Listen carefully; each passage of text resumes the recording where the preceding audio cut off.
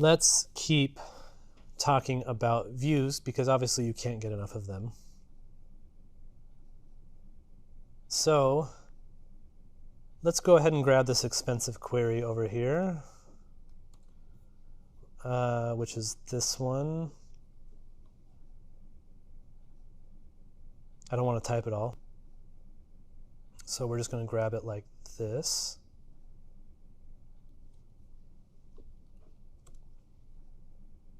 So basically I went and grabbed from people, P, I grabbed the cast, and then I grabbed all of the roles and the movies that they were in. So imagine I'm making some sort of page that shows various actors and actresses, the roles that they played, and the movies that they were in, right? You can imagine that being really useful, but writing this query over and over, particularly if I have to join it again to other things, that's just going to suck, and I don't want to do that. This is another place where a view is going to be super useful for you.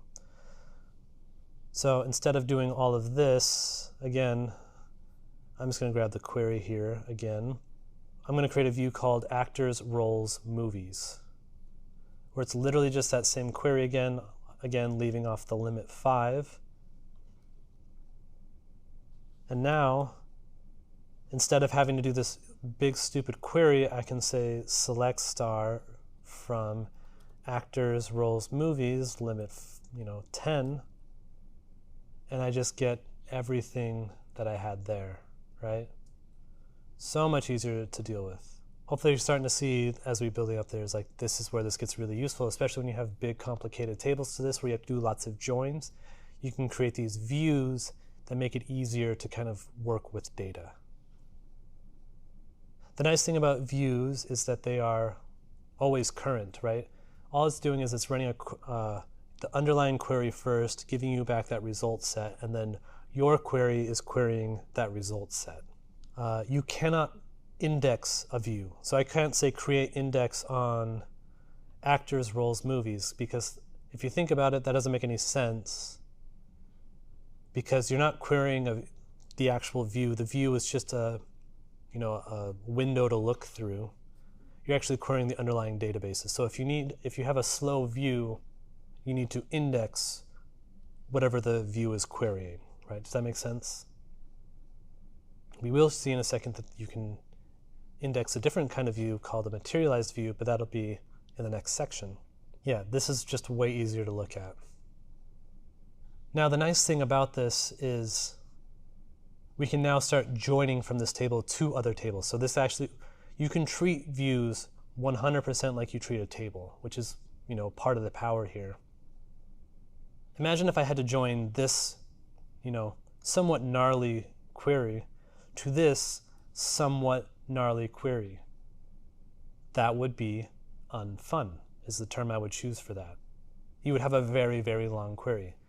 Instead, what we can do here is we can select from actors, roles, movies, that view that we made, and then we can use that basically as a normal table, and we can do joins based on arm.movieid, which refers to actor, roles, movies, and we can get this kind of built-up query. So this question is asking, what types of actors and actresses tend to act in the same sorts of movies?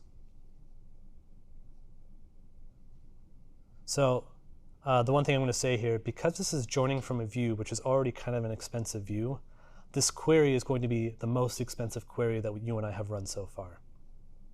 So I'm not going to write all of this because it's a lot, and I don't want to write all of it. If you're running on a really slow computer, and you still want to see the results, just comment out this way, or delete this comment, and it'll limit the scope down a little bit, so it'll be a little bit less expensive to run. But now I can run this. You can see that is taking a decent amount of time to run, and surprise, surprise, the actor that far and above acts in the same sorts of movies over and over again it's Jackie Chan in martial art movies, right? But who else do we know in here? Robert De Niro acts in a lot of movies about New York. I'm not surprised by that. And Jackie Chan is in movies about Hong Kong a lot. And Stan Lee is in a lot of superhero movies. Okay, that tracks. And Tara Strong, she's the voice actor for Harley Quinn, right? And she acts in a lot of movies about Gotham City, which is where Batman is, right? So that tracks as well. For fun, let's get all the way up here to the top. Let's do an explain, analyze on this bad boy.